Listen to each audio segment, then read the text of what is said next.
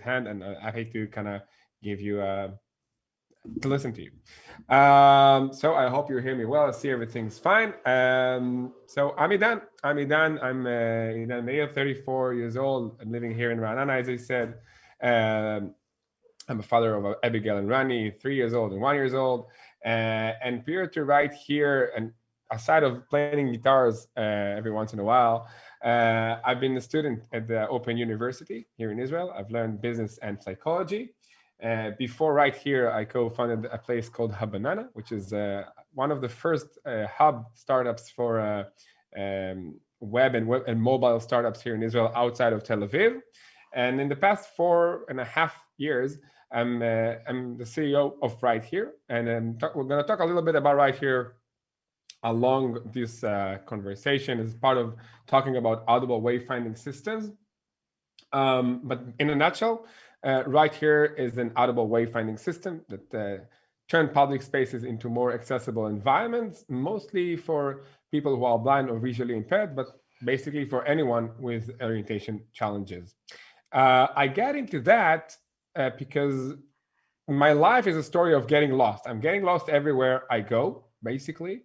I'm one of those guys that when you go with them to a new place, so if it's a hotel, for example, I'll walk, let's say, right out from the elevators when it's left, and I'll keep on doing that for the rest of the week or whatever, because I'm always getting lost. So my familiarity with the frustration of not knowing where you are and how to reach your destination is kind of the story of my life, although I'm saying great. So this is a little bit about how I got into this. Basically, Gil and myself, we were working on a whole different concept in the beginning.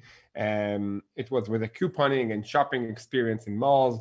And after we realized that we're working great together and that we have a great technology in hands, we were looking also for something that is more meaningful, more purposeful, with better, I would say, social impact within it.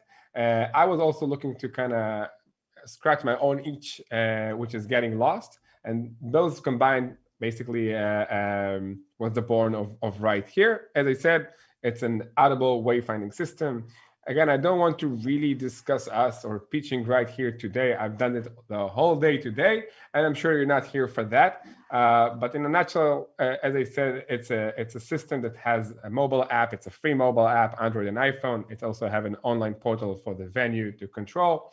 And all in all, it basically allows our users to receive audible descriptions about the environment, answering to questions like, where am I? What is here? What's around me? Who can I call for help? And more features like that. For those of you who are watching us through YouTube, you can just search for RightHear on YouTube. And for the rest, you can just look around after that.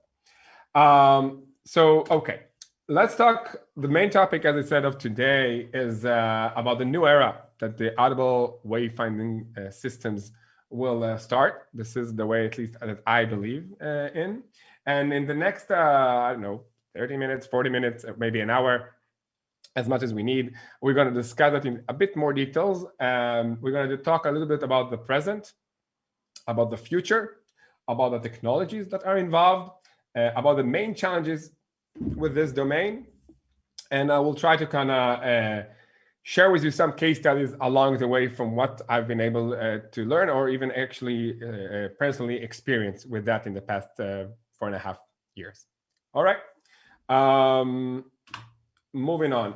By the way, I hope I'll be able to see raising hands if there will be such, but if not, Cameron, I'm sure you'll be able to help me with that. So I'll just move forward. Talking about people with orientation challenges, we can break it down. Not only people tend to think, okay, audible wayfinding system, that's only for the blind or visually impaired, people with some sort of sight impairment, but that's not true. That's just part of the picture. People with orientation challenges are also people with sometimes cognitive disability or even mental disability.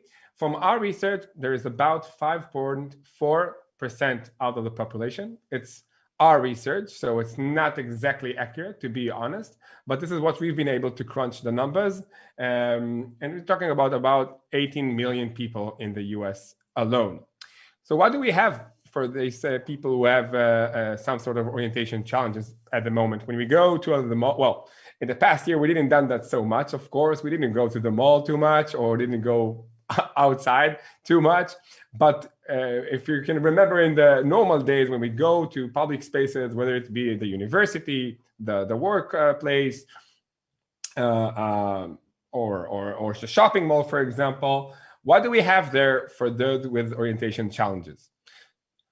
As far as I know, and I'm happy to hear more thoughts here, but there's mainly two main things. One is tactile paving on the ground, and secondly is tactile and braille signage.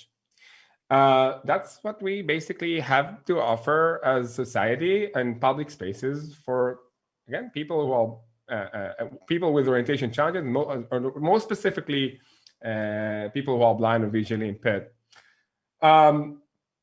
To understand that, to understand how effective is it, I would like to share with you this fact that I'm pretty sure that many of you probably already know, where it's a group of professionals in accessibility. So I'm pretty sure that many of you know that, but for those who doesn't, only 10% out of the blind community know to read Braille. Well, so if that's the number, so that puts us in a very challenging situation, because for those 10% who actually know to read Braille, I always say they have to be, one, very lucky, secondly, very brave, and thirdly, very, very smart. Why is that? Lucky, because they first need to know where the sign is, right? To be able to read it, they have to touch it, so they need to know where the sign is. Secondly, they have to be very brave. Why is that? Because who want to touch a public surface, right? Nobody want to touch a public surface, specifically not in nowadays. And thirdly, very, very smart, because even if you know what the sign is, even if you know to read Braille, even if you know, if they have, be brave enough to touch it, ultimately what you'll get is something like room 210, which doesn't say a lot about where you are in relation to the environment. So all in all, there is not a very effective solution for that. And people who are blind or visually impaired, or again, with other orientation challenges, are basically blocked from public spaces as far as we understand that. And when we ask them, how do you get to the specific store? How do you get to the specific classroom? The answer is always with somebody. It could be their family members or friends or anyone else, but it's always with somebody. And when we think about it, accessibility is about independence, right? It's all about providing independence. That independent, or the need for that independent, has been increased dramatically in the past year.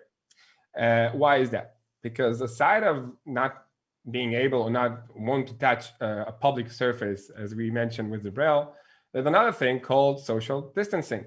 So if a year ago you would go to that department store or shopping mall, or again, whatever it is, a museum, with somebody, now there's not necessarily that somebody that will go with you.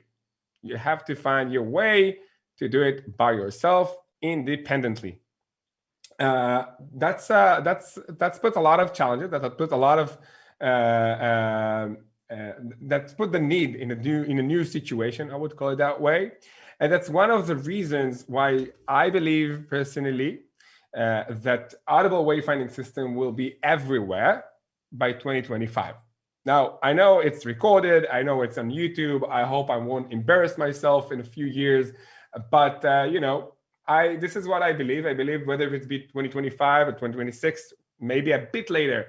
But in the near future, in the near coming years, public spaces will have some sort of audible wayfinding system. I don't see, by the way, the captions, but I'll slow down for the caption error.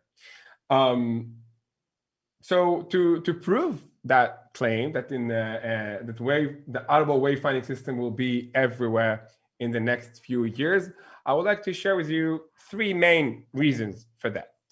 The first one is regulation. In countries like here in Israel, having talking signs or having audible wayfinding system is already obligated. Businesses, companies, institutions are already obligated for a few years, actually, to have some sort of voice sign or vocal sign or talking sign. I didn't know how to exactly translate that into English. All of you can see here on the right side of the screen is basically my translation to how the regulation is written here in Israel in Hebrew. What it basically says that buildings that are welcoming more than 500 people should have some sort of audible wayfinding system or should have talking sign. This talking sign should be at the entrance. They should be next to the elevators, and they should also be in the information centers. Now, obviously, that's not a full coverage of the building. That not necessarily gives a full independence experience for a blind or visually impaired visitor, but it's an obligation that required all public spaces, whether if it's a university, a hospital, a museum, a shopping mall. And as I said, there's a lot of examples of places that are open for all of us. On the left side, by the way, what you can see, I think I see some thing in the chat. Let me just, yes, there are some questions in the chat. So I'll do a pause and read some of the questions in a minute, okay? Just so I can kind of reply or answer that, or I can maybe do that at the end.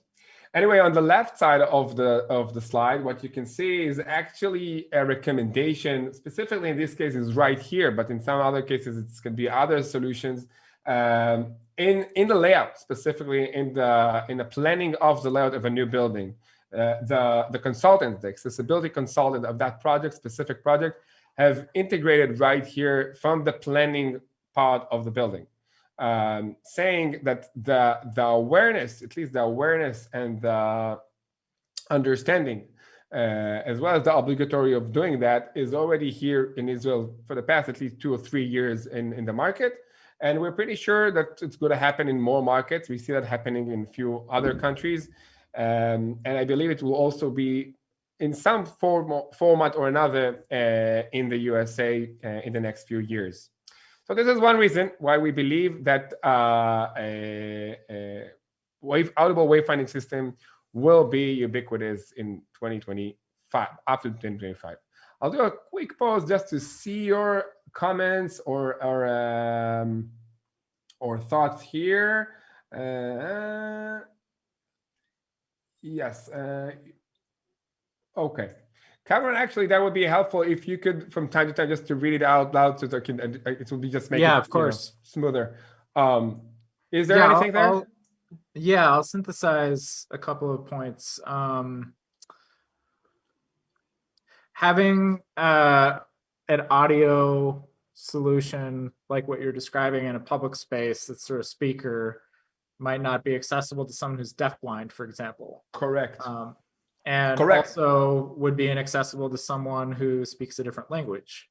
Correct. So we usually don't, like with RightHear system, for example, everything that is being out loud can also be read through the smartphone as well. It's also with text. And secondly, it's all translated to, at the moment, 26 different languages. But yes, that's a good point, and I'm happy you put it out. Anything else before I move on? Yeah, quick question about integrating these sort of voice announcements with mapping applications. I have a feeling this lines up with here. Yes, and we'll get back to the technicalities of things a bit later. But yes, we'll get back to. I hope I'll answer that a bit later. If not, we'll get back to that. All right, cool. So the first, again, back to the flow. The first reason why I believe that audible wayfinding systems will be everywhere by 2025 is because the regulation is looking at it and is strict into that more and more, not just here in Israel, but also in other countries. And that's the first reason. The second reason is the speed of technology. I kind of use here an image by Boston Dynamics, copyright to Bob O'Connor. And this is, for those of you, I guess many of you are already familiar with Boston Robotics kind of robots dogs. Who knows? That might be the next guiding dog. Who knows? I mean, this type of new technologies coming up every day now their speed is just unbelievable. And I think that because of that, because of the speed of technology, it just doesn't make sense, thinking back again about the two facts I gave you all about the number of braille signs out there and the effectiveness of them. How could that make sense? I mean, if you have so much better solutions, there's just no other reason why not having them.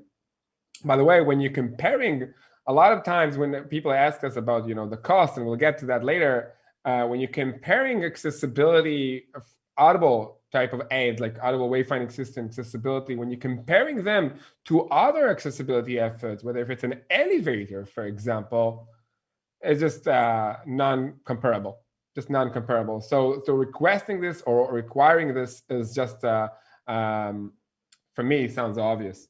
Another reason, that's the three and the third and the last for this part, is the increasing in awareness and inclusion and accessibility. The more awareness we see around it, the more efforts are being made. So I think that's pretty obvious. The reason I put here this picture of a McDonald's restaurant that is accessible with our system is because every new brand or public space that join our specifically RightHear revolution or any other audible wayfinding system helps increasing the awareness around that need. So I can share with you that from our experience, usually after completing successfully projects, because for example, here we've done all of McDonald's restaurants in Israel, probably usually immediately after that, they kind of generate some content around it, they promote it, they advertise this, and that helps to create the awareness around the new possibilities of audible wayfinding system, not just among other public spaces, but also among our users, which is equally important, and we'll get to that a bit later. Moving on. So now that we have the different, we have the awareness, and we understand that there is a technology exists and there is everything in place. So what type of positioning technologies, or what do we need in terms of technology, to be a bit technical, to have that in place? So basically, when we think about audible wayfinding systems, we need two layers. One is the positioning layer, and secondly is the mapping layer. I would like to address the positioning first, and then the mapping. So for the positioning, there are different technologies, a lot of technologies. I kind of focused on three of them. I know there's also ultra wideband, which didn't include here, and RFID, and there are different technologies for positioning. I kind of put these three main technologies just because, as far as I know, they are the most common at the moment in the market, the most common options that are available. So one is iBeacon technology, which I'll explain in a second. The second one is Wi-Fi, and thirdly is computer vision. I can talk a bit about each one of the technologies, the cons and the pros and cons of each one of them, why each one is better than the other or worse than the other. All of them have some advantages and disadvantages. But to try to summarize it up for this talk today, I've made this quick table.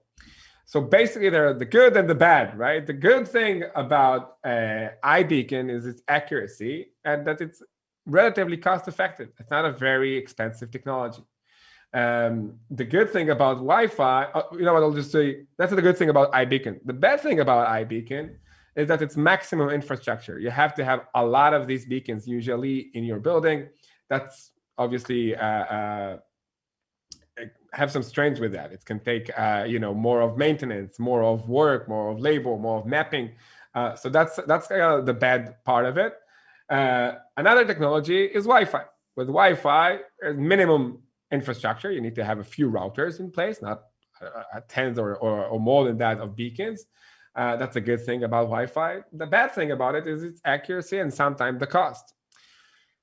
Thirdly, there is the computer vision. And with the computer vision, the good thing about it, there's no infrastructure, nothing at all. But the bad thing about it is its accuracy. And another point is its privacy. Now, again, as I said, I can talk long about these different technologies. There are different use cases also. So for each use case, there are different technologies that might be fit. So that Not saying that this technology is better than the other. None of them is better than the other. It just really depends what exactly is that audible wayfinding system trying to do. Mentioning privacy, I do want to address that a little bit. Here's me in the picture with Google Glass a few years ago. I was trying that and playing with it a little bit. And there's a few privacy issues that can occur with computer vision. One of that is obviously if a person would like to go to a restrooms, right? When its camera is open, I'm not sure that the other people at the restroom would like to stay there. So that's a privacy issue, not necessarily for the user, but for his surroundings. And another question that it brings up, and it's for us to think of, is if relying on, because we've seen some computer vision or I would say camera-based solution that are relying on another person on the other side that kind of describe what is there for you. It's a question of thinking, is it really accessibility? I mean, if I'm getting instructions from someone somewhere else, is that truly accessibility? The whole goal, again, is being independent, being able to go wherever I like by myself without anyone else. I guess also without anyone else, even if remotely, right? So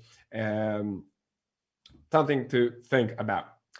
The next layer is the mapping. Mapping is a challenge. Mapping is, I would say, maybe even a bigger challenge. There are so many buildings, so many, indoor environments out there. Each one is different. Each one is planned different, and we need to map them somehow. So on the left side, I've put this, this Google camera tool. I don't know how they call it. I think the tracker, where they used to go with that everywhere and kind of map the world with it. I guess they're doing a pretty good job with that, but there's still a lot of more locations. I have no idea if and when they will finish that, because buildings keep on growing all the time.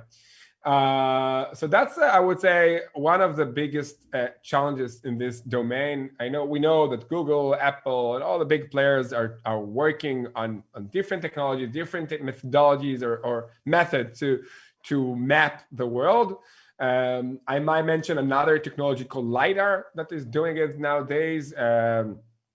Sounds promising, but still, even with the best technology, you have to go to that place first to map it out, unless you might already have the mapping of it and the building can just share it out.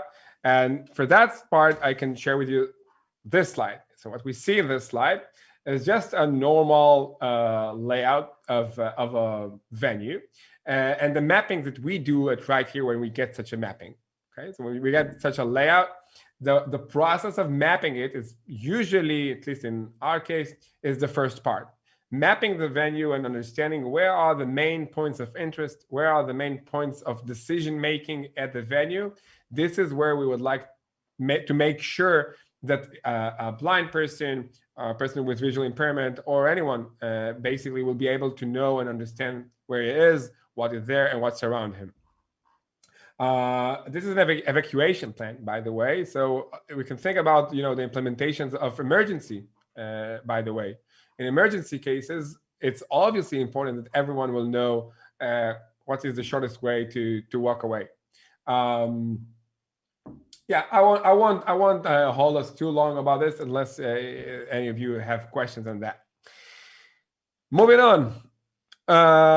Let's talk about the opportunity or the opportunities of the new reality. I put here 3 pictures of good friends, also our users. On the left side is Adi. Adi is a software engineer and is also happened to be blind. Actually, in the middle, it's another person named Adi. We have 2 Adi here, and in the middle, it's Adi with his dog in a pharmacy, and on the right side, we have Karina at a bus station. I want to kind of share with you short stories about each one of the pictures we see here. So on the left side is with Adi. Adi is in this picture is in our office. When I ask Adi, what is your biggest challenge at work? Again, he is a software engineer. He tells me, well, finding the office, finding the restrooms, finding the elevators, finding the, whatever it is in that building. And for me, it always sounds absurd how such a talented, such a smart person who can, do things that I cannot do online and with his computer, doing the simple things of life, of like finding a certain space, certain destination in the venue, is still challenging for him. So I'm so happy that we have him in their team to help us understand the need and as well as the solutions for these needs. On the middle, we have the other idea, Nathan with his dog, with his guiding dog at the pharmacy. The headline is the opportunities of the new reality. As for today, if a blind person would like to go to the pharmacy and purchase a certain medication or a certain item, he will probably need to go with somebody. Being able to do that by himself, and that could be at the pharmacy or in any other place, is, I think, a huge change of independence in his daily lives. And thirdly, we see here Karina at the bus station. All the bus stations here in Israel are already mapped within the RightHear system. So being able to go wherever you like by bus without the need of anyone else, again, is crucial and is important. Cameron, I think I see another 2 comments in the chat. Yeah, we're good. We're going to hold that to the end. Okay, cool. Great. So let's elaborate a little bit more about that. So the first kind of case study I can share with you is with Clockwork. Clockwork is an office space, a shared office space in France. They turned their shared office space into accessible environment with the system, and I would like to bring that as a case study because think about the opportunities in the workforce, right? In the workplace. I mentioned Adi earlier. He's a talented, brilliant software engineer, but how can you really expect him to work for you if the simple things like finding your office at the building is still a huge challenge? I mean, I believe there's a lot of discussions in the recent years. I know about great lectures we have and discussions we have in this specific meetup group about online accessibility, which is obviously super important. But how can you really expect a blind employee to work on his computer if he's not even know where his desk is? I mean, for me, I believe that's one of the basics we should make sure as a workforce that are there to really provide that accessible experience for that specific employee in person. So back to this case study, Clockwork installed the system just before Corona, so it's really hard to understand, the results of what has been done there. Sorry for not being able to share with you because of that, but this is the first shared office space that put this audible wayfinding system in place, and that's a great statement. That's a great way to increase the awareness that I mentioned earlier. Moving on to another example. So this is a picture of RightHear sticker, the badge on a small restaurant in San Diego, and next to the TripAdvisors and Yelp and other type of stickers at the entrance to this restaurant. And you might think of yourself, well, why would a restaurant, and I mentioned earlier McDonald's, would need an audible wayfinding system? That's such a small layout. Why do they even need that? Well, the answers for that is that for many people, whether if it's a huge complex or a very small environment, that's still a maze. They have no idea where they are. So knowing that you are at that specific restaurant, knowing the open hours, knowing different information, like here in Israel, for example, whether if it's kosher or not, and all that type of information when you're there is just making life much better. Another thing is knowing what is around you, knowing where the sitting area, knowing where the restrooms are, knowing where the counter is and exit and so forth. Super important. So the way we think about this, as I said earlier, is in a way some sort of an audible ramp for those who need that. And whether if it's a huge complex like an airport, we also have done airports or a hospital, or whether if it's just a small mom and pop shops, that equally should be accessible with audible descriptions. And lastly, there is the universal design aspect of this in terms of the opportunities of audible wayfinding systems. Is the universal aspect. In the picture now, we see Ohad. Ohad is also a good friend and he's on wheelchairs. And one of the things we learned together with him is the importance and the functionalities that can happen with a simple feature as call for local assistant. In the picture, you see Ohad in a supermarket. We've turned Israel's largest supermarket chain accessible with the system. And because one of the features is calling for local assistance, someone in the store for some sort of assistant, we learned from him that that could be very helpful when you want to reach a highest shelf. So you might say, well, why would you need a audible wayfinding system for that? So obviously there are some implications of the system that not necessarily in terms of wayfinding, but are still helpful in terms of accessibility in the built environment. And that just was one of them, being able to call for someone at the store instead of going to Google, search for this brand, and then their contact, and then someone in the office. But you know, you're probably familiar with that annoying process. Let's talk, now that we discussed the Cameron. Hey, Idan. Yeah, sure. Just pause for a second if you don't mind. I have Sure. a couple questions that Sure. I think are timely. One is about Israel's infrastructure for physical accessibility now. Anna was asking about, what sort of accommodations there are. I'm also curious about what it seems like Israel is pretty progressive with regards to accessibility of physical spaces.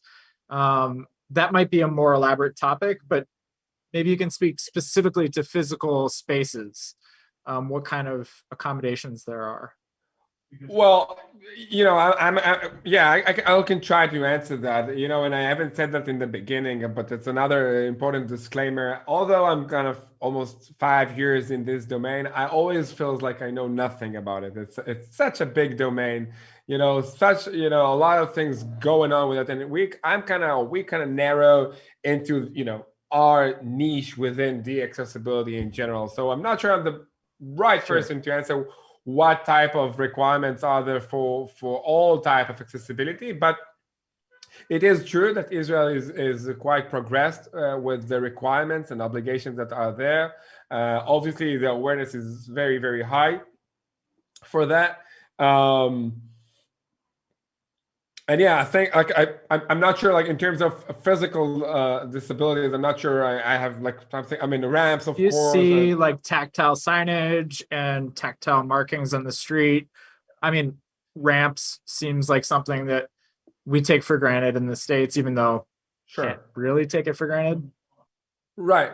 So yeah, you find all of these also for all different disabilities, you'll find different requirements in the regulations. For wheelchairs, again, I think one of the reasons it's progressed is because it actually have, I would say, a meaningful part for the blind and visually impaired. It's not just the braille and tactile paving is more than that. And it is specifically, I think it's required in more locations or more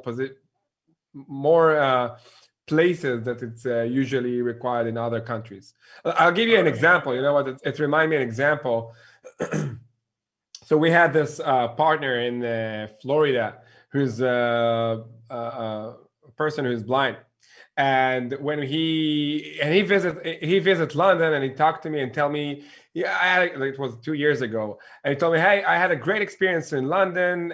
When you go to the rail station, there is someone there that is taking you from the platform all the way to the train, and then when you stop in the next stop, there is someone that will take you from the train outside of the station. Amazing. And I was really surprised, asking him, what is it so special about it? This is what we have here for years. And he's like, well, we don't have anything like that in the US. So I'm like, no. What do you have? So his answer when I asked him, what do you have? So he said, well, there might be someone who's tell you, well, it's there. It's over there. I'm like, okay, well, obviously it was a funny answer for him, but yeah, I guess there are a lot of things that I probably take for granted, but are unique. But it was one example. Here in Israel, by the way, in the trains, if a blind person want to go from one place to another, it can call and kind of they'll make sure there is someone that is waiting for him, taking him from the station to the train and vice versa. And as I said, that's partially accessible because again, it's all about providing independence, right? Not being relying on someone else. And I'm happy to say that they are working with us to kind of improve that as well. Awesome. Thank you. Cool. So may I move on forward, or there are more questions? Yeah. There are more questions, but we can save them for later. Sure. All right. So now that we kind of discussed a little bit about the opportunities, let's discuss a little bit about the challenges of this new reality. I would like to kind of address maybe two main of them, main challenges. First is the standards. There are different standards. When we started, and it's still a discussion that's been around about the technology, different beacons, different Wi-Fi, different technologies means different standards. So what would happen if a user would go with that app, which won't support this technology, or with this technology that won't support that app? Obviously, the goal is to have the same, I would say, standard for all, so all could utilize it and enjoy it. That's obviously a challenge. I don't think it's solved yet.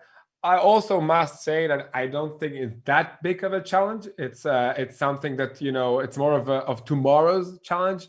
For me, I believe the bigger challenge as for today is the awareness, is the regulation, is the cost sometimes. But standards are also important. And one aspect of the standards, of the different standards, is from the technology side. This is the left side of the slide right now. And the other challenge of the standard is with the audio descriptions themselves. So assuming that we have the same beacons, for example, or the same Wi-Fi or the same protocols in all venues across the country, what would be the audible descriptions that will be heard to the user?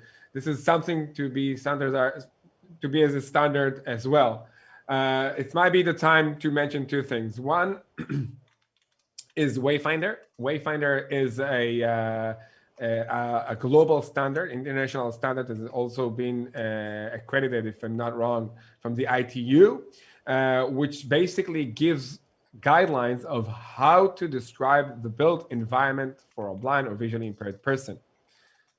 Think about that. There is a standard for that, right? Remember when I said that I believe that in 2025, we'll find audible wayfinding systems all around us? So here we go. We're already creating the standards for that.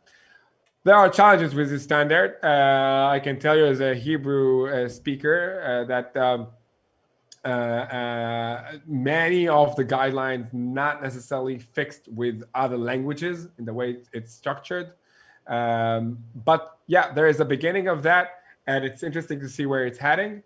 The second thing I wanted to mention is this dashboard that we have. We have an illustration of RightHear's portal, which basically allows us and the venues to, and hopefully in the future, the audio descriptions specialist, that would be a new role, as I believe, in the future. Remember that, audio descriptions for the built environment specialist. We already have that for, for theater or for TV shows or movies. But how about the built environment? We're going to have that type of specialist soon, as I believe. So here's a tool for them. Our online dashboard is a tool to write and edit all these audible descriptions for each point of interest at the venue. Another challenge is the cost, obviously. So when talking about the cost, there is two audiences we have to keep in mind. So one is the venues.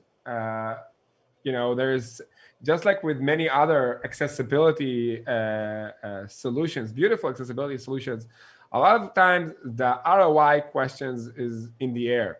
So if I'm a supermarket or if I'm a shopping mall, why should I have that? What is the ROI? How many people with that audible wayfinding system should I expect to see a return on my investment?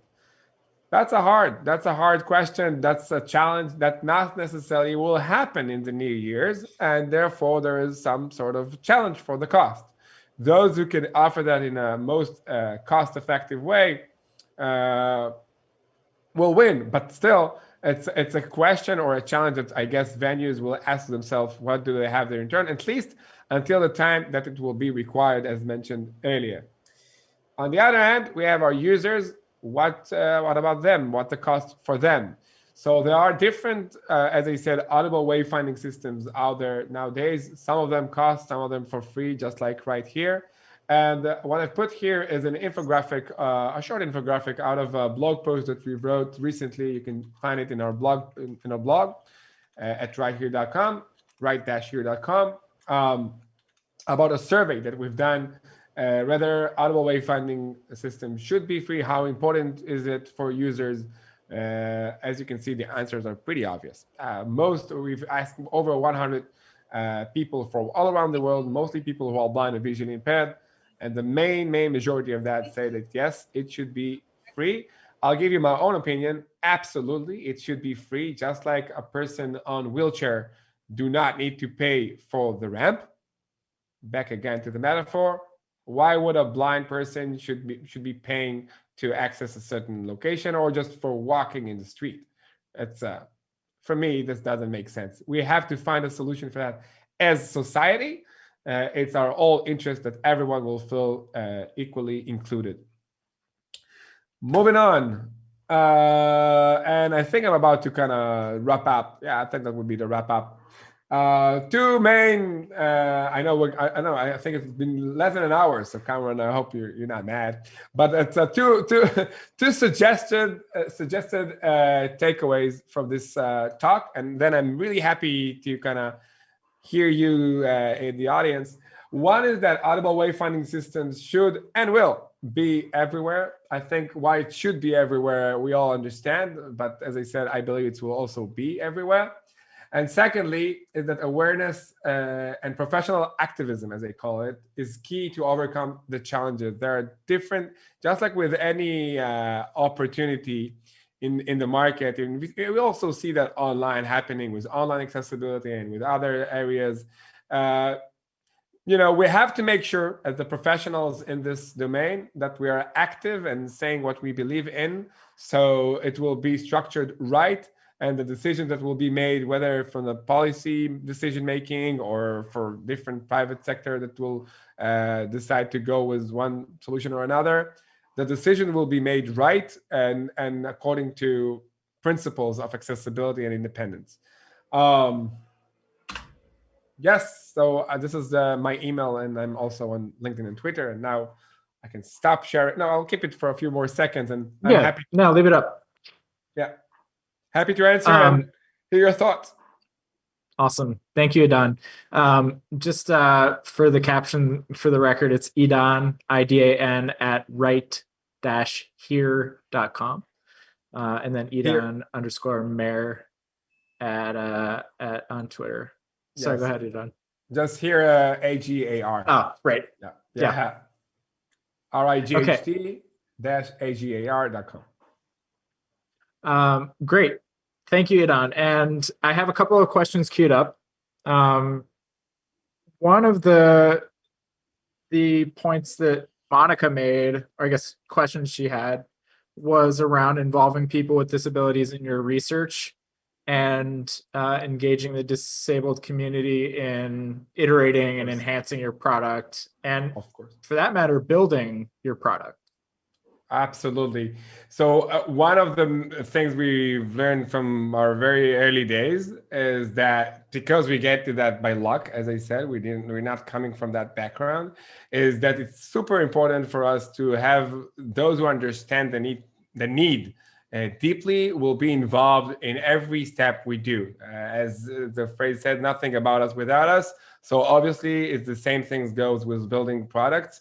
And I can even share with you today that one of the reasons we call ourselves RightHear it's just a kind of, it's like an internal secret, if you like, is that the right thing for us to do as a company is to hear the audience, to hear the feedback, to hear the experts.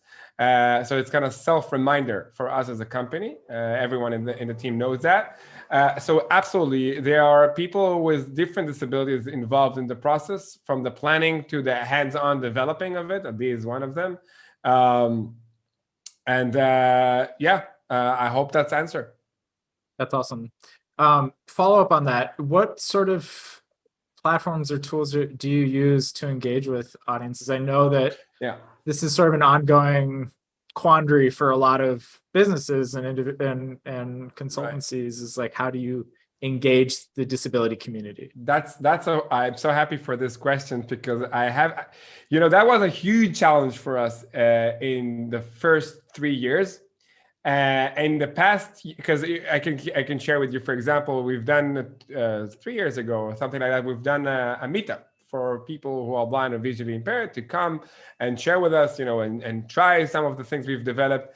And it was so challenging to organize that event. First, from finding a location that is fully accessible. I mean, even in a country like Israel, it was really hard to find a location that is accessible from all angles, as he said, in terms of public transportation, all the way for different disabilities. And then actually managing that type of event was a challenge. And then in the past year, and I have to say thank you, Corona, for that. And that's really a few things I can thank the COVID-19 for. But this is absolutely one of them. 2 year and a half ago, 2 years ago, we started to kind of create online meetings, just like this one. And we invited our users, hey, there's an online meetup we're going on, and please come on this day, that hour, it's going to be virtual. And people ask us, well, okay, but where is this happening? Well, it's virtual. Yes, but what should we tell to the taxi driver? What's the address? Well, it's virtual, and they didn't get that. They didn't get that. But in the past year, we all live in Zoom or any other different, conference video tool. So in the past year, and we kind of catch that early in the days, we started to use these platforms, and I can tell you that we are meeting with our mostly Israeli community on a weekly basis. Every week, usually it's on Monday, 5 p.m. Israel time, we are meeting and discussing different topics regarding accessibility, actually. And it's just rapidly grown our community, and mostly we learn a lot from that every time. That's awesome. Yeah, I mean, a note on that actually is that Zoom and BlueJeans have made really pretty active efforts around accessibility in their platform. Trying to think, I'm not sure about Google Meet and others, but I know that BlueJeans got acquired by Verizon, so it's important when you're doing this kind of research to know, are the tools that you're using accessible themselves. Yeah, and I must say, Cameron, what's beautiful about it is that from like we've been running 3 years, having hard times of just gathering in the same room, a 30 or 50 people who are blind and visually impaired. And in the past year, we've been doing that on a weekly basis. Sometimes there are 100 people in the room. That's never happened before. And that's by the way, that's another trigger for what, as I said before, for accessibility. Finally, the voice is being heard. One question I have, this is the New York City Accessibility Meetup. I'm curious how you see these your application and other technologies you talked about applying in New York City. Wow. I feel it like it could be, as I said earlier, in so many locations. And happily we've been reached out. I've talked about the increase of the need in the past year. We've never done anything from a marketing perspective in the past year in terms of promoting RightHear online, but still we're breaking records on visitors and inbound leads every month. on a month over month, there are more and more. Many of them has recently come also from the New York area, and specifically some of them in New York City, which will just show that there is more awareness, there is more interest, there is more demand, I would say, for this type of solutions. So yeah, I feel it like it can be applicable in all type of venues. I guess we have here in the audience different professionals that work for different organizations, different businesses in the area. Yeah. We still don't have our first location in this area, unfortunately, but maybe thanks to one of the participants here, we'll have our first audible wayfinding installed location in New York City. So yeah, crossing my fingers. That's great. One question that came up from Jean. Sean, you asked about wayfinding for elevator buttons. That in particular, that's a very specific challenge, but a common one. Idan, how do you see that level of, I guess, resolution or granularity fitting into these indoor wayfinding tools? Yeah, I think I have a beautiful answer for that. So remember when we talk about the speed of technology, there are elevators manufacturers around the world. We are communicating with one of them that now also connect the elevator to the cloud. What that help us is that we can basically call for the elevator through our smartphone. How cool is that?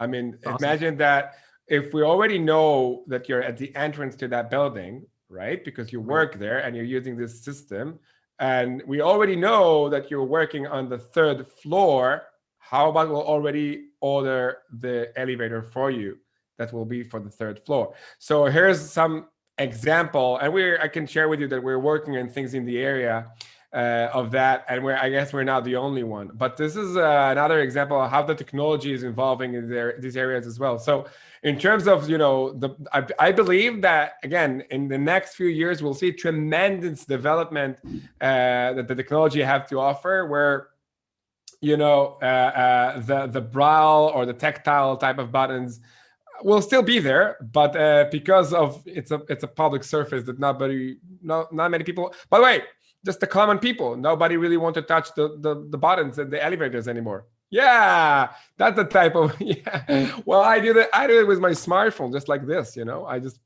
point with the corner of my smartphone on the button, just not want to touch it. So nobody want to touch it anymore. So if you can just order it through your smartphone, that's convenient. Super interesting. So we've got a couple more minutes. I'm actually curious. I haven't seen any other questions come up right in the chat, but I have a couple more questions. Please. The issue that you described, shoot, I lost it. Okay, I was thinking about standards is one thing. So you mentioned standards and having open standards. How do open standards apply to RightHear's model? Like if you're mapping all this information, is this proprietary? Is it public? Is it in a format that you can export? It's one of the challenges. As I said, it's one of the challenges because the way I see it, and I hope it will change some way or another in the future. But the way I see it, one of the assets that companies like RightHear and others have is basically that. So it's just like, I feel usually I kind of give the example of the different taxi, on-demand company like Uber, Lyft type of companies. The asset they have is basically their, the drivers and the taxis themselves. Yeah. Once you take it off them, they have nothing special to offer. So a bit similar is the way it is here. If we're going to share that with the world, what do we have left with us? So it's something we like to do. And we, by the way, in a way, working on doing, but not too much promoting. But as for the current situation, I feel like it's too challenging to deal with, and I feel like that's, as I said earlier, that's more of tomorrow's problem. And the reason is because just like you have areas in the US, correct me if I'm wrong, that are more with Uber or less, or more with Lyft or more with others, you might find the similar things. So there are probably going to be some areas or cities in the US that are more RightHear enabled, and others that are more something else enabled, for example, and that's fine. Wrong here. Not here. Well, there are other. I have to say, there are other great solutions in the market. Sure. It's not like it's an aggressive competition around here. I'm in great communications with all the rest of the CEOs of this landscape, and they're doing great work around that. So I think. And I feel like it's okay, like having this major dominator in this area and in another area. I feel like the market is big enough, and as long as it doesn't cost anything, that's important. As long as it doesn't cost anything to the end user, all right.